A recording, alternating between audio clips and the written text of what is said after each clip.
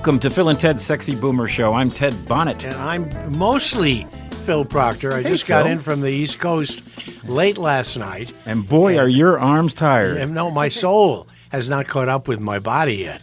You know, the soul travels at the speed of a camel.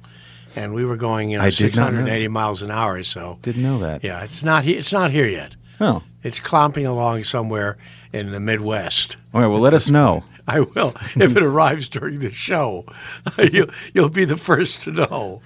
And we have a great guest today who also happens to be a personal friend for many, many, many, many years. And we'll talk about some of that. We've had many adventures together. Phyllis Katz. Yep. The female counterpart of Phil is Phyllis. And there she is, just as pretty as I am. Thank you, I think. Yes, nice. That's something Trump would say. Oh yeah, I love women. I really love women. I'll make an exception for you. You're not my type, but you could be. But there are sharks who would like you. Yeah, right. Unless they're not hungry, in which case they may spit you out with your neighbor's cat. Hey, listen, I actually watched the rally he gave at Arnold Palmer's golf club. Oh, yeah, the infamous. Speaking of the golf Arnold club. Palmer putts and putter rally. God, do you remember the big laugh that was it? I think it was Jack Nicklaus's wife was on the Carson show many years ago, and he's on the bloopers record. Oh, you know the gag. Yeah. I don't know if we can say it. I don't know if we can say it either. You can't say anything. And I don't know what it is, so how wonderful for all of us. It had to do with... Johnny asked her, Good what luck. do you do to give your husband good luck on the course? And she goes, well, before he plays, I kiss his balls. That's right. Carson, in his inimitable style, immediately says, well, that must make his putter stand up. And now, it's everyday conversation in the political forum. That's right. I mean, But not that clever. I think this is going to be just a difficult birth of a new generation. And I think we're going to get through it. Manipulation is funny. It's all just a question of money. There's the song. One of the reasons we're talking about this, I should say to our listeners, is that Phyllis has been with the Groundlings since the Bronze Age, pretty much. Well, you helped Pretty establish the Right from the Groundlings. I used to ride a dinosaur at class, and then that didn't work out.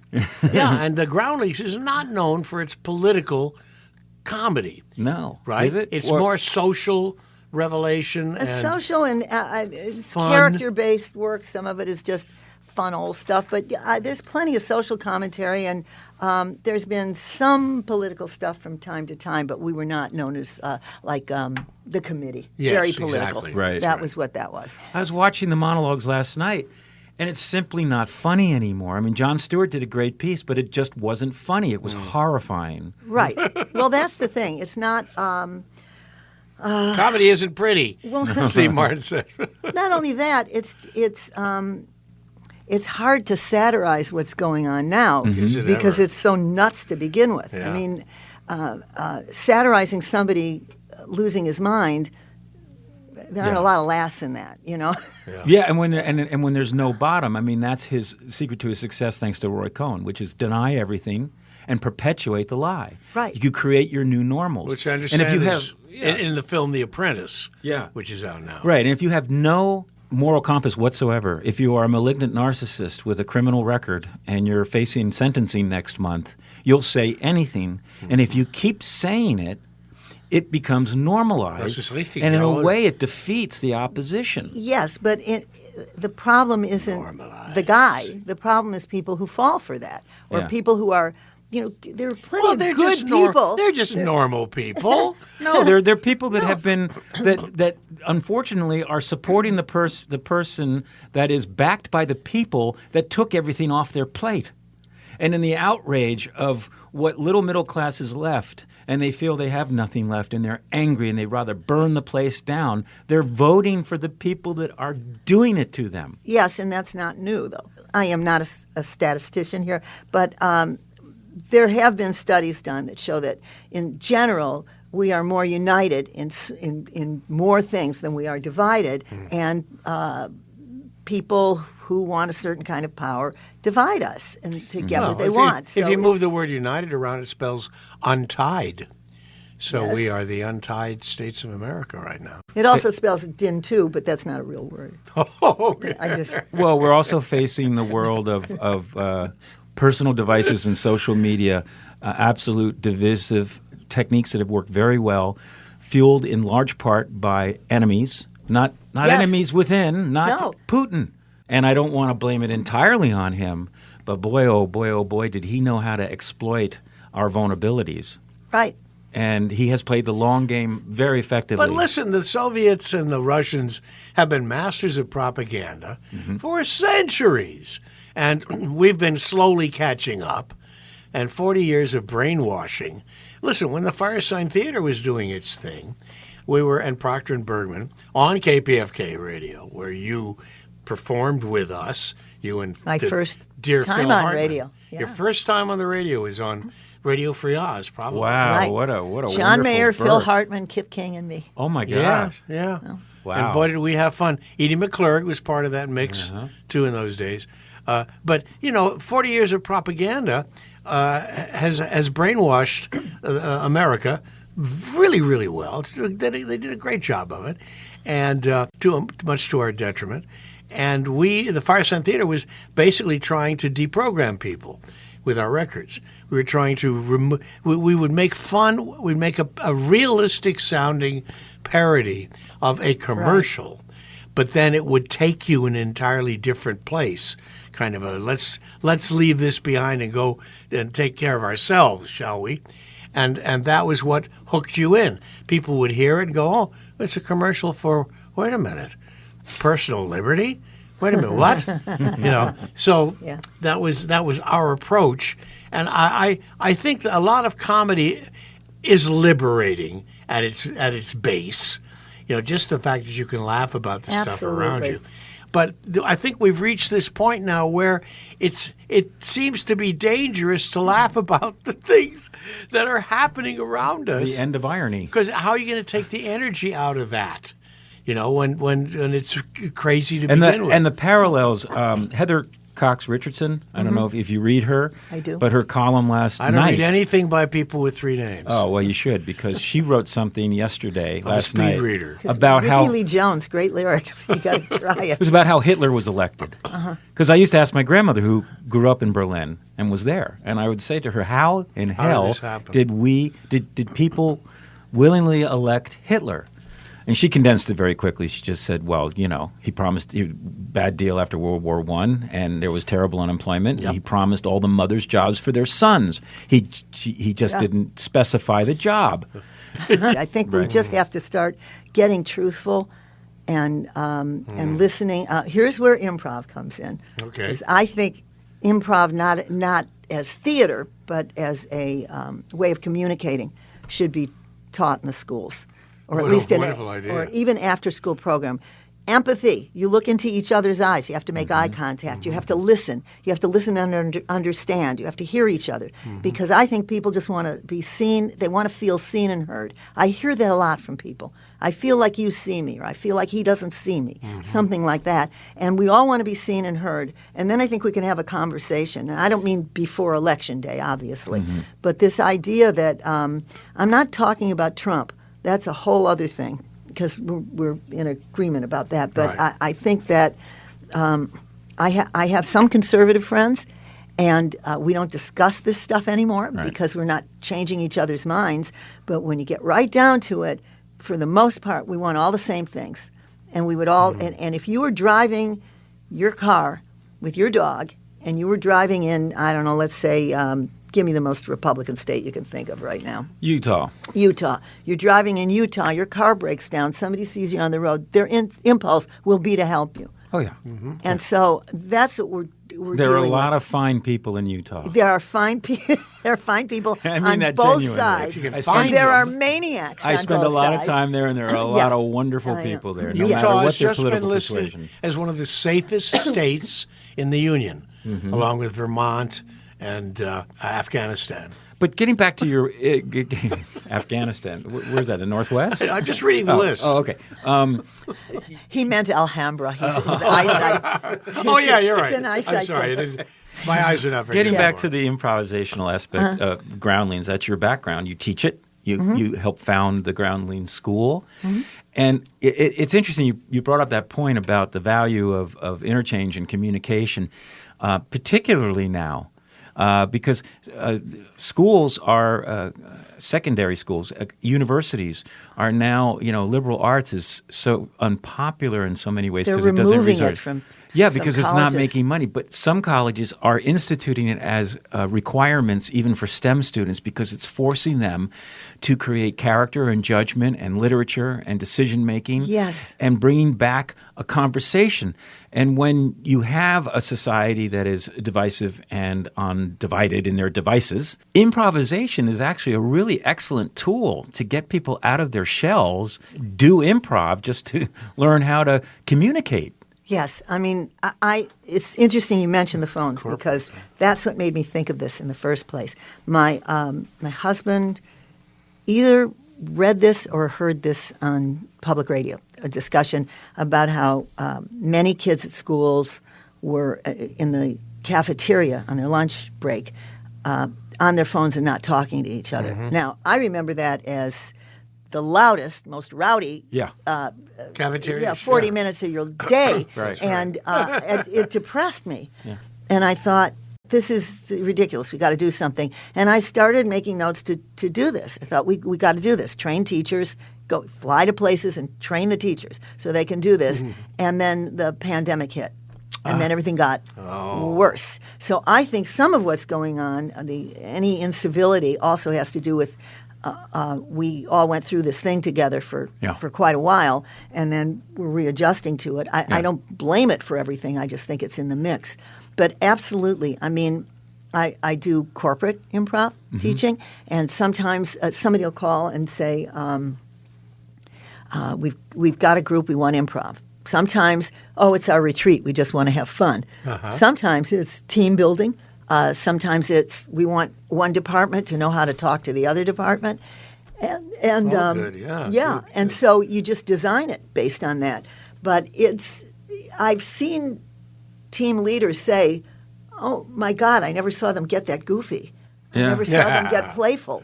Right. I did one in Australia, and it was I asked I guess he was the owner of the company. It was some financial firm, and I said to him, let me know if they're introverted or extroverted. And he said, they're numbers guys. They're introverted. They're going to do this, but they're nervous about it.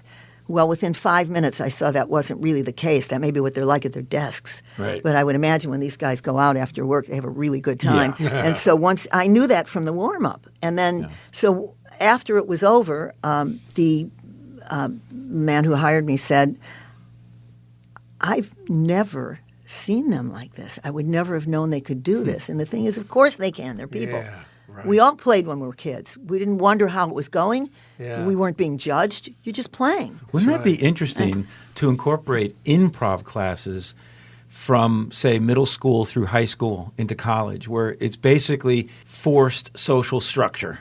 The essence of improv is listening, isn't it? Yeah, and being in the moment. And it's also saying yes to everything, which is very interesting. The rules of improv. Well, I mean, there are a lot of guidelines. The one that seems to be universal, no matter what school you go to. If you're going to an improv school and it's any good, they're going to teach you some version of yes and that doesn't mean if you say to me on stage, I'm going to steal all your money, I have to say yes, and I like that. No, you just have to agree to what the person set up. The premise. The premise. You're agreeing to the premise. But it gets you to get off your own idea, which is hard to do at the beginning.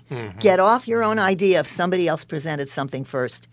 You have to let that go and go with what's happening in the moment. That's really a good explanation of it. Wow, and so reflective of how people are entrenched these days in their beliefs, their thoughts, their positions. You learn more about yourself after a while, and how to relate to people. I had somebody who took a musical improv class with me, and she signed up several rounds, and she said to me at one point, I do this because it's cheaper than therapy and it works. Because you get to express yourself and make it up, and people are applauding you for it. And it's not to say that it's a real easy thing in terms of doing it on stage. It takes a while. You have to learn it and get your reps in like anything else. But as a social thing, it's in there already. It's been beaten out of you. I mean, it's almost like playing charades at parties and having you're great given conversation. Permission to do silly things and right. In school, I can almost see like a physical education class. But that's what I mean. That's exactly what I mean. I've done some after-school programs. One with Peter Bergman, Radio Club. Oh, I remember that. Created. Oh, yeah, that's right. He created Radio Club, and teachers. For schools. Yeah.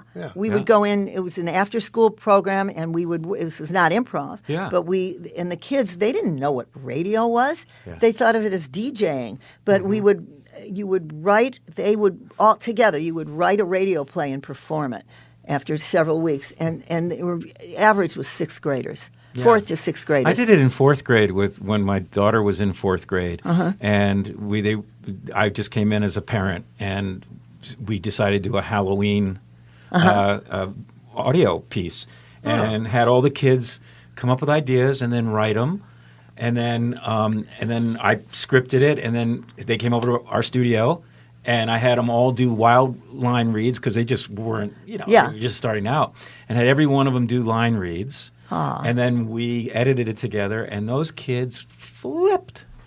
I hope I didn't lead any astray down a desired path to get into radio. Yes, get into radio. My dear late or wife, die. My dear late wife, Melinda Peterson, and I were also part of a program where kids. It was called the something neighborhood. I can't remember what it's called now, but kids would write their play, right, and then we performed them as they wrote them in front of a live audience. That's Virginia Avenue Project. That's it. Because that was in there. That was the next thing I was going to mention because they were. This is in Santa Monica. Yes, and it was started by Lee Curran. That's right. It lasted for about 25 years, and then she moved on. She's living somewhere else right now. Yeah. But these kids, they were at-risk kids, and they were in a program that started, I believe, when they were 7 years old. And there was it was teaching them about life through the arts. Mm-hmm. It was not about trying to make them artists. But at one level, they would write a play with a mentor. And at another level, they would perform. Sometimes they would perform, sometimes they would write. And Melinda, Phil's wife, and I did one together. We did it was a musical, and it was written by an 8-year-old. It was great. She was a Ferrari, and I was a cheetah. Yeah, right. And the kid insisted that I was a male cheetah. And we had this, and we rehearsed and rehearsed and rehearsed. We had so much fun. They had a woman who wrote operatic music for it. It was just great. And other times they would write something and you just come out and read it. But they would always bring in actors. And I also was brought in to create an improv program for them. Wonderful. So at a certain age, they did that. And then another time, I did this was Lee's idea too. It was monologues. Written and performed. It was seniors and teens together, and their success rate was remarkable. 100% of the kids, I believe, graduated high school. In the 90 percentile range, they went on to college and were the first. Some were the first in their family to do it. Wow. One of them came back and worked in the Obama administration. It was these things work. Learn how to think on your feet. It was so funny when you say elderly. My same grandmother I was telling you about, she taught me comedy and improv. I mean, when she was in her 80s. Grandmother? Yeah. When she was probably in her 80s and I was still in my single digits, when I visited her. Did you think it was funny when she fell down? Oh, she played the perfect victim. We would go into a walk-in closet, and I was a subway driver, and she was a passenger who was very fearful of this bad subway driver. Oh, no. So the more I went out of control, the more she reacted. Oh, that's great. You were on the rails. She totally encouraged me to Yeah. pull stunts and Oh, do how funnier funny. things. Oh. I think this is brilliant. I think we should have more improv everywhere in our homes, in our schools, because I think it is a balm to the isolation that electronics has brought to us. Oh boy, yeah, we've got to break. We should do that. Well, this flow. is really, it's not even about a show business aspect. This is about relating to each Yeah, other. that's right. So a lot of these... It's a social idea. Yeah, for a corporate class, I'm not going to make them get up and do characters and perform and Yeah. all that. Unless they seem to want to be going in that direction, I'll go anywhere. But in general, it's start thinking out of the box, start relating to each other, and... Critical thinking. Yes. Our guest today is Phyllis Katz, a founding member and former director of the Groundlings Improv comedy group.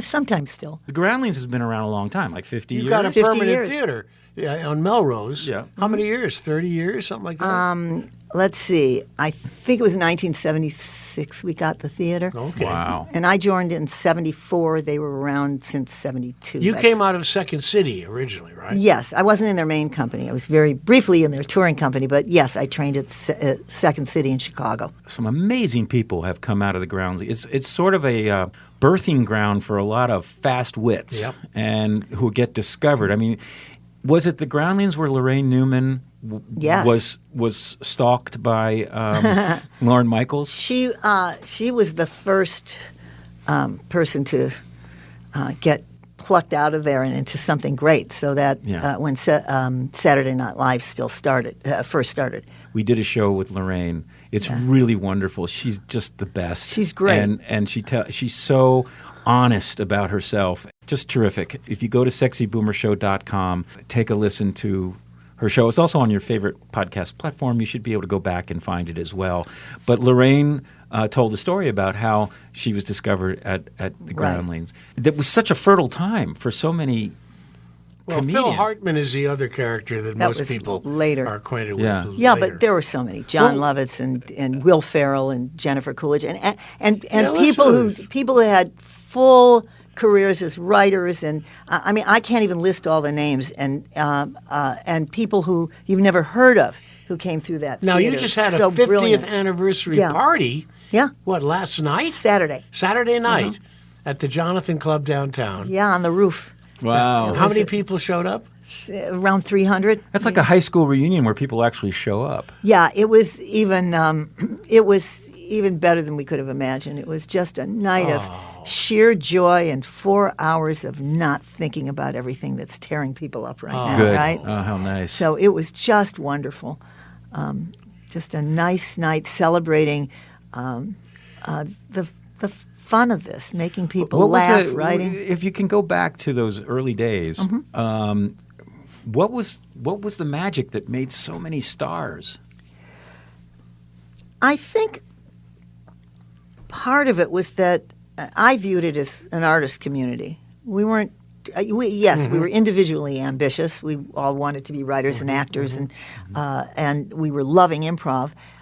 But it was this environment where people were just discovering things, creating things and discovering things through improv and making each other laugh and teaching each other things. What we Making each became. other laugh. That's so important. It is, and I felt so lucky.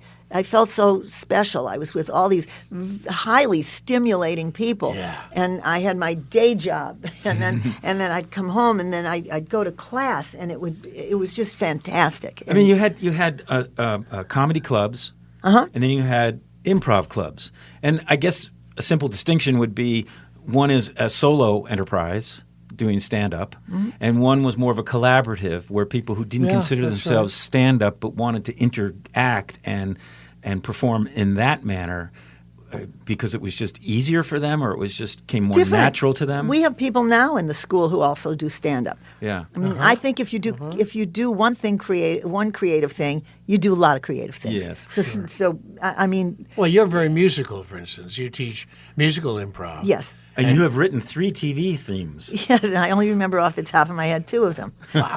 And one was, I'm sure They everybody. probably all sound the same anyway. Yes, I'm sure you all remember Women in Prison. Oh, sure. But Oh. Ray Colcord was the musical director at the Groundlings, So and my talented. very close buddy, and he's no longer with us. But Yeah. Ray Colcord went on to score a lot of TV and film, and we did a considerable amount of writing together. And so we wrote the theme song to Scorch. We wrote the theme song to Women in Prison, and I can't remember. Oh, Almost Vegas. That was Tim Stack on Showtime. Ah, right. Being cool. in love is almost Vegas. I remember that was the first line. Back in the mid-'70s, when Saturday Night Live debuted, which was sourced out of these organizations, right? I mean, it had happened before. I mean, you had Flip Wilson, you had Laugh-In, you had Carol Burnett, you had shows that did skit and sketches. Right. Well, and you comedy had shows. Mike Nichols and Elaine May started Right, and right. and That's the committee right. and Second City and committee, Compass right. players, all those people that. But The Compass players back east also. yeah, But what was unique to that time that made the Groundlings different, you think? well, sometimes I think there's a gestalt going on because look at what Lorne Michaels was putting together in New York and what was happening in San Francisco with the committee. And Gary Austin, who started the Groundlings, had been in the committee. Bill Steinkellner and I had been in Second City. People were coming from different places, but so I think what was happening was that some of us who, when I say we felt different, I don't mean I felt like I was alone in a corner and nobody wanted to talk to me. It wasn't that kind of different. But creatively, all of a sudden, I found myself in an environment that appreciated me in a certain way creatively. Because for everything else, it's like, well, you want an acting job, you're going to go audition. You want a writing job, you have to write a spec script and submit it and all that. Here, it's like, hey, we're just having some fun and we're getting creative. And oh my God, wouldn't this be a great sketch? And oh, well, no, we were wrong about that. Hey, we're right about this one. They're dying I laughing. have 3 words: Pee Wee Herman. Yeah. Where else would you expect to see the birth of such an incredible, crazy? That came out of a class I taught. Oh, it did. He Gary, did. Gary Austin used to have these scene nights once a month. You'd sign up on a sheet. You'd just say what you wanted to do, Oh, how long wonderful. it was, Wow. and who was in it. And he'd put a running order together because it was only for us. It was only in-house. I mean, you boy. could bring a friend, but no tickets sold, anything. And so we did crazy stuff. We did stuff we knew would never get in the show. We did stuff that we hoped would get in. So I had a class I was teaching do a night at the Comedy Store very, very late at night. And so everybody was doing a different comic, or they were doing somebody on the wait staff or somebody in the audience. And Paul said, I don't know what to do. And I said, I saw this Paul guy Rubens. at the Comedy Store, and his humor was like grade school. It's like the jokes you thought were funny when you were 6 years old, and then he would wait for a laugh. And Paul said, "Okay, I'll do that." So I didn't create Pee Wee. No He kidding. created Pee Wee. Wow. And then he came out and started throwing Tootsie Rolls out in the audience.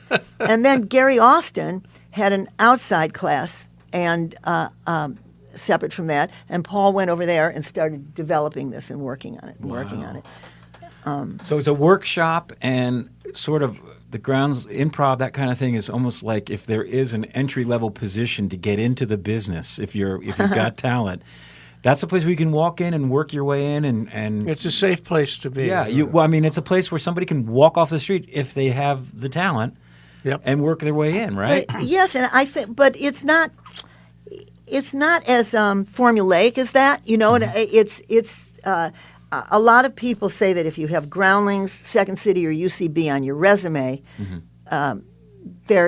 you're more likely to get called in or taken seriously or something because they know you have that A certain pedigree. the groundwork was laid. Yeah, I don't mean yeah. if you were in the company. I Yeah, mean if you yeah. studied there. Yeah. Okay. And I was helping with a casting session for something that'll take too long to explain at CBS a few years ago. And one of the casting execs over there said to me, I can always tell if somebody who's reading for us is from the Groundlings because they understand character. So that felt Some really structure, good. yeah, But to yeah. answer your question about what it was like in the beginning, what was so special, it wasn't like, oh, we're going to get here and we're going to get picked there. I mean, you never know. I mean, like I said before, there are people you've never heard of who are so brilliant. And sometimes they work, sometimes they don't. Some of them moved away again. But what was happening there was some kind of zeitgeist going on. And it was a very exciting thing to see live theater, and things were happening on the spot. And then all this that our generation had to say at the time as young people.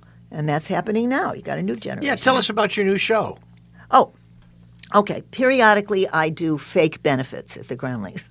And in honor of the 50th, we're doing one on Tuesday, the 29th, at the Groundlings. And it's the benefit for Trainwreck Hoskins, who pissed away his money and needs your help.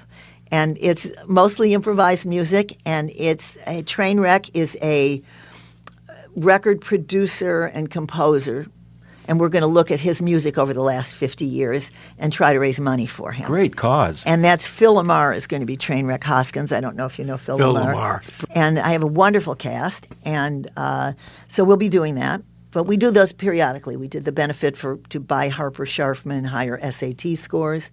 And I did another benefit to help Bitsy Petrauskas get some of her teeth fixed. So we do them periodically. So if somebody wants to see this, Groundlings, go to the Groundlings website and look for groundlings.com. Yes, and I'll be there. Look for me.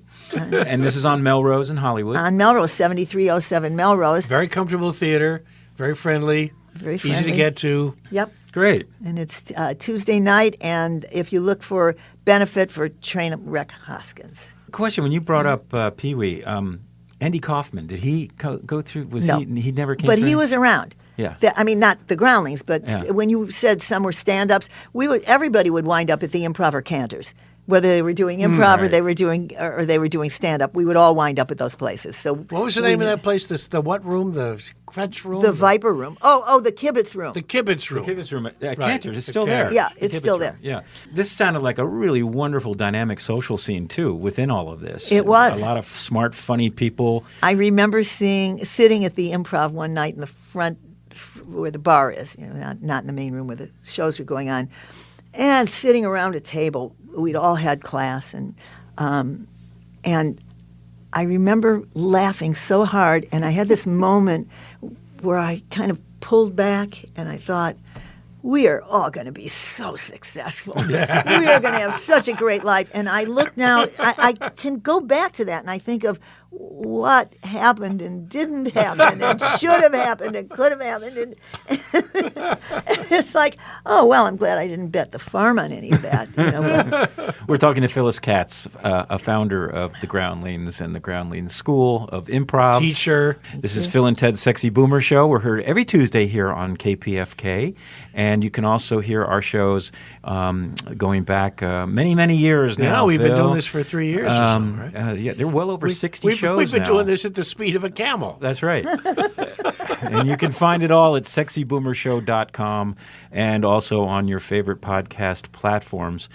Is there a scene now like those days here in Hollywood, a comedy improv scene? I mean, in terms of a community and this kind of outrageousness that you had?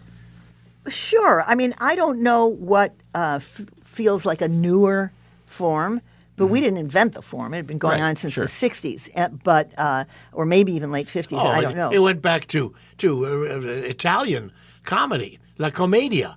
Those characters were all created out of improv with masks, Right. remember? Right. All that stuff. Right. So it's an ancient tradition. But I'm talking about the scene of doing this and turning Well, it of course, to sketch. and all- contemporarily, yeah. I understand, of course. But sure, there's always something new. I mean, I'm around young people all the time, so it's like yeah, what are they bringing to the table?